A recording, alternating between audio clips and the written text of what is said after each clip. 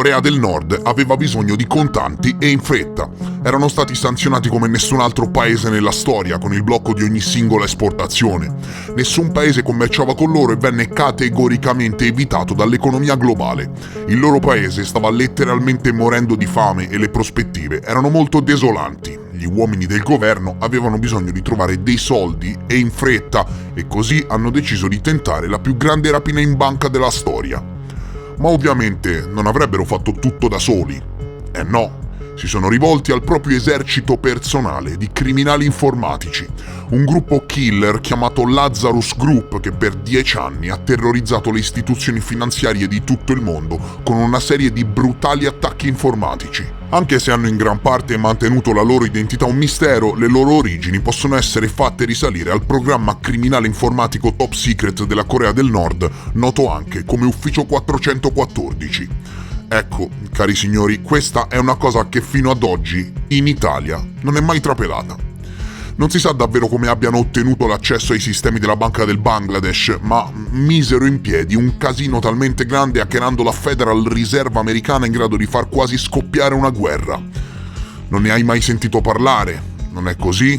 Ebbene, il Lazarus Group è un gruppo di criminali informatici composto da un numero imprecisato di individui gestito dal governo della Corea del Nord e sebbene non si sappia molto del gruppo in questione, i ricercatori hanno attribuito loro molti attacchi informatici avvenuti fra il 2010 e il 2021 in tutto il mondo. Grazie ad un'ampia gamma di metodi utilizzati durante l'esecuzione delle operazioni, attualmente il gruppo è stato designato come minaccia persistente avanzata dalla maggior parte delle potenze mondiali e ci sono vari nomi in codice che l'intelligence utilizza per identificare Lazzaro. I nomi forniti dalle organizzazioni di sicurezza informatica includono Hidden Cobra, utilizzato dal Dipartimento per la Sicurezza Interna degli Stati Uniti per fare riferimento ad attività informatiche dannose da parte del governo nordcoreano in generale, e Zinc, da Microsoft.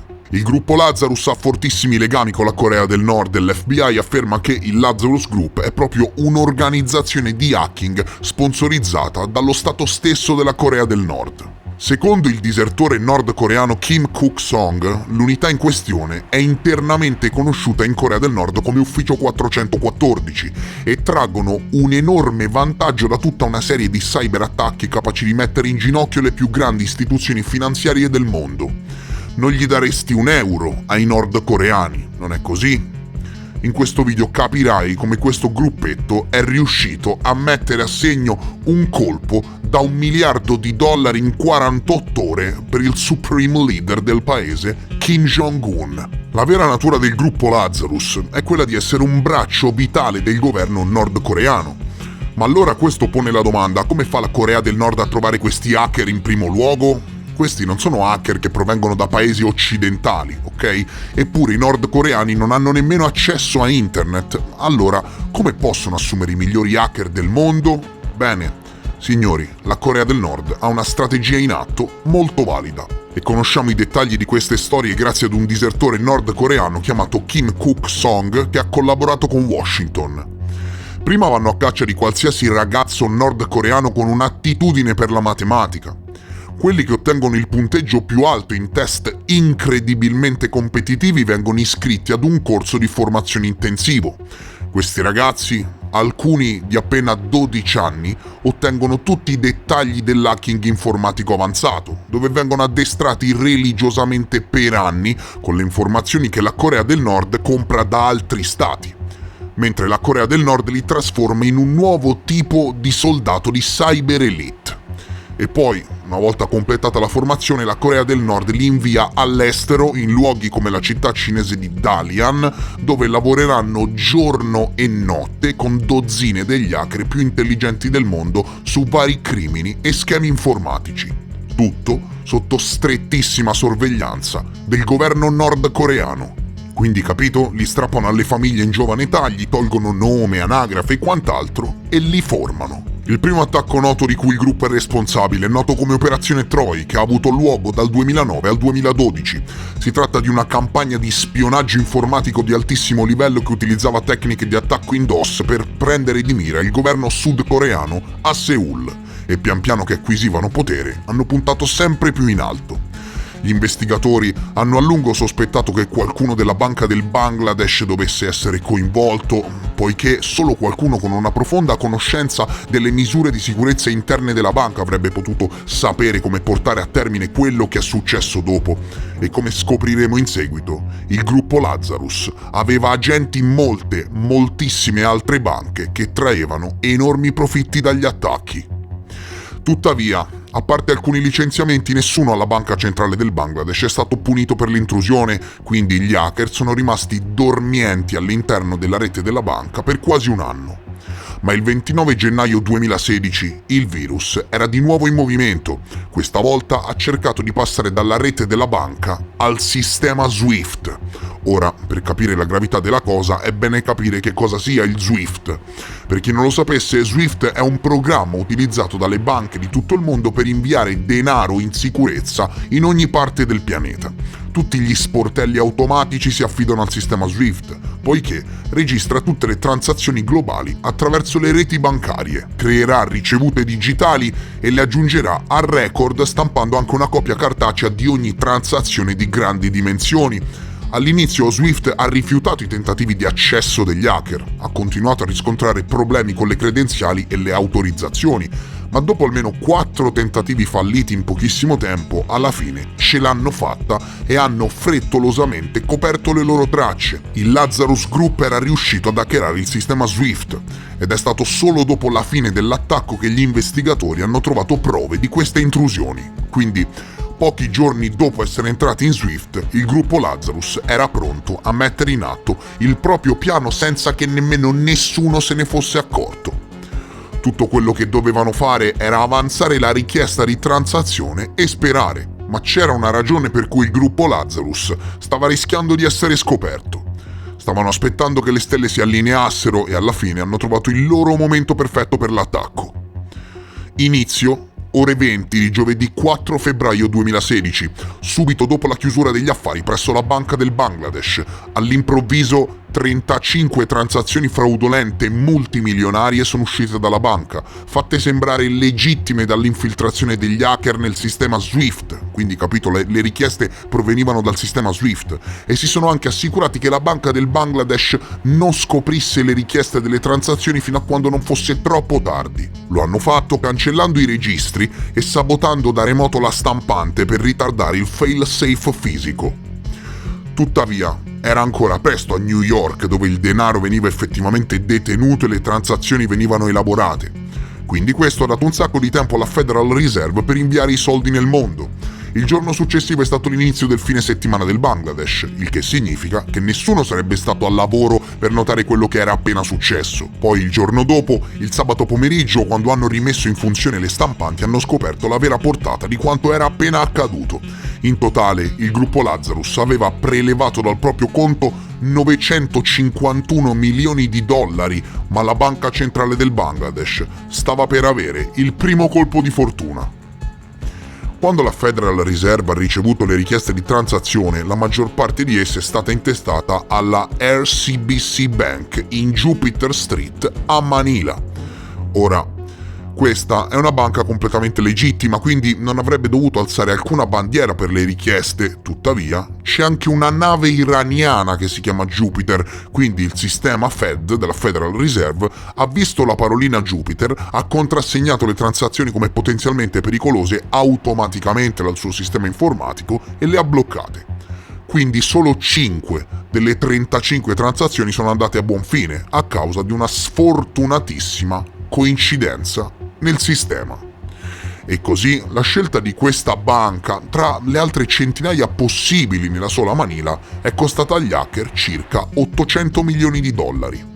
Il 9 febbraio i funzionari della banca in Bangladesh videro la raffica di messaggi della Federal Reserve che era in preda al panico, hanno inviato ordini di stop al resto delle transazioni, ma per la maggior parte di esse era troppo tardi. L'attacco più devastante messo in piedi dal Lazarus Group parla di 35 istruzioni fraudolente che sono state emesse da pirati informatici tramite la rete SWIFT per trasferire illegalmente quasi $1 miliardo dal conto della Federal Reserve Bank di New York alla Bangladesh Bank. 5 delle 35 istruzioni fraudolente sono riuscite a trasferire 101 milioni di dollari, con 20 milioni di dollari ricondotti allo Sri Lanka e 81 milioni di dollari alle Filippine. La Federal Reserve Bank di New York ha bloccato le restanti 30 transazioni, fortunatamente per un importo di circa 850 milioni di dollari a causa di sospetti sollevati da un'istruzione errata. Da allora tutto il denaro trasferito allo Sri Lanka è stato recuperato. Tuttavia nel 2018 sono stati recuperati solo circa 18 milioni degli 81 trasferiti alle Filippine. La maggior parte del denaro trasferito nelle Filippine è andato a 4 conti personali e ha fatto presto a dileguarsi fra conti privati e prestanome. L'intelligence degli Stati Uniti riferisce che dietro all'attacco c'era l'elite informatica della Corea del Nord e che quei soldi sono andati proprio nelle tasche di Kim Jong-un. Come molte altre banche nazionali, la Bangladesh Bank, la banca centrale del Bangladesh, mantiene un conto presso la Federal Reserve per depositare, mantenere e trasferire la riserva di valuta estera del Bangladesh. Parliamo di un'economia molto in crescita che raggiunge spesso diversi miliardi di dollari e dunque è stata presa di mira per fungere da autostrada per i soldi rubati dal Lazarus Group. Queste persone, capendo come hackerare il sistema SWIFT, cioè una roba veramente allucinante, hanno fatto lo stesso giochino anche tramite la Sonali Bank of Bangladesh, riuscendo a muovere richieste per 250.000 dollari. Sfruttando le debolezze nella sicurezza della banca centrale del Bangladesh, compreso il possibile coinvolgimento di alcuni dei suoi dipendenti, l'elite di hacker nordcoreani hanno tentato di rubare 951 milioni di dollari dal conto della Bangladesh Bank presso la Federal Reserve di New York. Il furto è avvenuto tra il 4 e il 5 febbraio 2016, quando gli uffici della Bangladesh Bank sono stati chiusi per il fine settimana. Un tempismo proprio perfetto. Gli autori sono riusciti a compromettere la rete di computer della Bangladesh Bank, osservare come venivano effettuati i trasferimenti e ottenere l'accesso alle credenziali della banca per i trasferimenti di pagamento. E sono quasi, attenzione, quasi riusciti a intascarsi 100 milioni. Hanno usato queste credenziali per autorizzare circa 33 richieste attraverso lo SWIFT alla Federal Reserve, cercando di trasferire i fondi su alcuni conti fantasma nello Sri Lanka e nelle Filippine. Tanto criminali quanto geni, mi dispiace, c'è da dirlo. 30 transazioni però per un valore di 851 milioni di dollari sono state fortunatamente segnalate dal sistema bancario per la revisione dal personale, che ovviamente le ha congelate, ma 5 richieste sono state accolte automaticamente dal sistema informatico. 20 milioni di dollari allo Sri Lanka, successivamente recuperati, e 81 milioni di dollari totalmente persi, nelle Filippine. Sono riusciti a rubare 81 milioni di dollari che, entrati nel sistema bancario del paese del sud-est asiatico il 5 febbraio 2016, sono stati riciclati attraverso alcuni casinò e successivamente sono stati trasferiti a Hong Kong prima di arrivare in Corea del Nord. Dietro ci sono i servizi segreti della Corea del Nord, servizi segreti cinesi e hacker cinesi e il gruppo di hacker più sconosciuto e attualmente temuto del pianeta Terra, il Lazarus Group, temuto dall'intelligence degli Stati Uniti che gli ha dato l'appellativo di minaccia persistente avanzata. I cyberkiller per il furto hanno utilizzato un malware chiamato Drydex, una forma di malware specializzato nel furto di credenziali bancarie tramite un sistema all'avanguardia e difficile da contrastare. Il trasferimento di 20 milioni di dollari allo Sri Lanka doveva essere inviato dagli hacker a una fondazione chiamata Shalika, una società a responsabilità limitata con sede nello Sri Lanka che si sarebbe poi occupata di smistare il denaro. Pensate che gli hacker hanno scritto male la parola fondazione nella loro richiesta di trasferimento e questo errore di ortografia ha suscitato sospetti da parte della Deutsche Bank, che durante l'instradamento del denaro ha interrotto la transazione in questione dopo aver chiesto chiarimenti alla Bangladesh Bank, che di conseguenza si rese conto del furto. Il denaro che sono riusciti invece a rubare ammonta a quasi 100 milioni di dollari, che hanno dirottato nelle Filippine, depositando i soldi in 5 conti separati presso la Rizal Commercial Banking Corporation.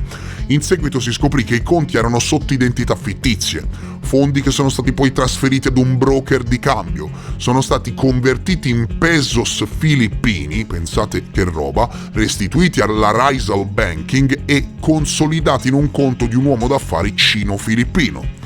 Molti dei soldi sono spariti e dopo svariate indagini di altissimo livello, gli inquirenti hanno scoperto che la fonte degli attacchi, e quindi l'hacking al sistema SWIFT, l'elaborazione dell'occultamento nella Bangladesh Bank e quant'altro, era tutto, e dico tutto, stato elaborato da un gruppo di cybercriminali nordcoreani facenti parte del governo nordcoreano chiamato Lazarus Group.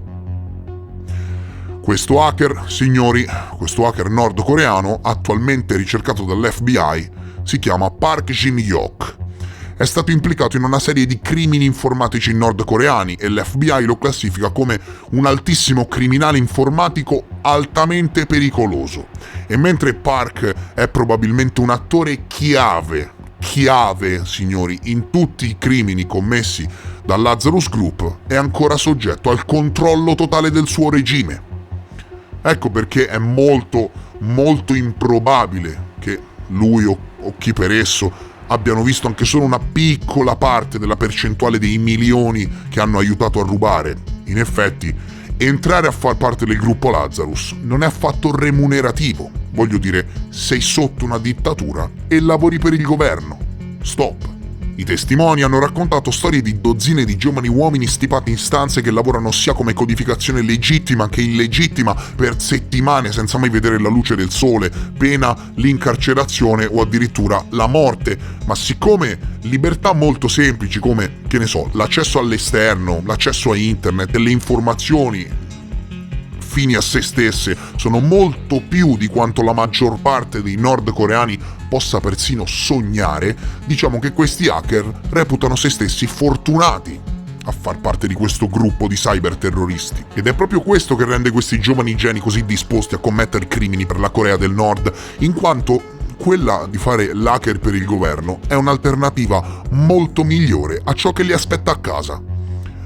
Il gruppo Lazarus, signori, è stato coinvolto in innumerevoli crimini che hanno fruttato milioni di dollari.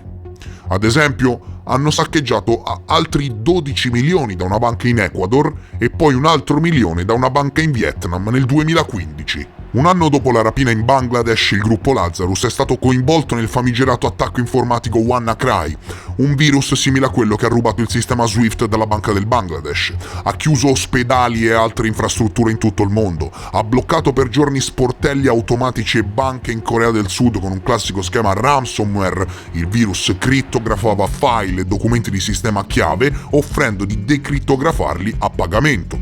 Alcuni degli hack più redditizi del gruppo Lazarus hanno coinvolto le criptovalute. Nel 2017 Lazarus ha sviluppato virus e intrusioni e ha rubato decine di milioni di dollari di criptovalute dagli scambi dei clienti sudcoreani e l'FBI stima che in totale il Lazarus Group abbia rubato dal 2016 al 2023 qualcosa come 1,2 miliardi di dollari in risorse digitali per il regime nordcoreano.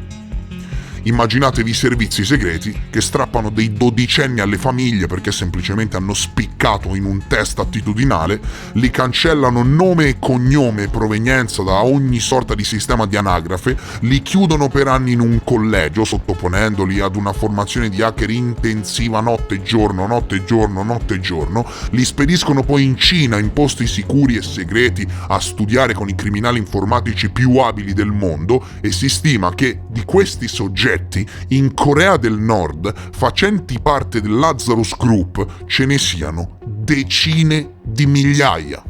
Non migliaia, attenzione, decine di migliaia di cyber soldati addestrati per fare una cosa e una soltanto: mettere in ginocchio i sistemi informatici di tutto il mondo per il regime che servono. Questo purtroppo, signori, non è un film, ok? Ma è la semplice realtà dei fatti. Esistono documenti giudiziari che sostengono le tesi di questo video. Esistono mandati di arresto attualmente vigenti a livello mondiale per determinati membri del Lazarus Group. Esistono le testimonianze dei disertori. Esistono indagini ai massimi livelli dell'intelligence europea e statunitense nei confronti di questo gruppo e parliamo davvero di persone fuori di testa. In futuro, il gruppo Lazarus e altre organizzazioni criminali informatiche diventeranno solo più pericolose. Non c'è una via di accesso per tornare indietro, ok? Diventeranno solo più pericolose.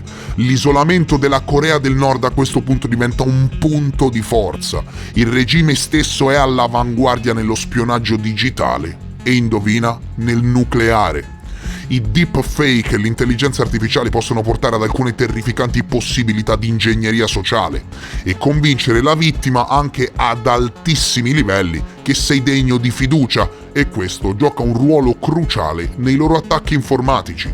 E così il gruppo Lazarus e altri saranno in grado di inventare voci e telefonate di alti funzionari governativi, manipolare riprese video per ingannare le loro vittime e quant'altro. Potrebbe bastare una telefonata a un impiegato di banca per convincerlo a trasferire del denaro da un conto all'altro. Con l'andamento della tecnologia, questi gruppi governativi di cybercriminali prenderanno sempre più potere e quando si parla di un paese fortemente ostile e fortemente sociopatico come la Corea del Nord, c'è veramente da stare attenti.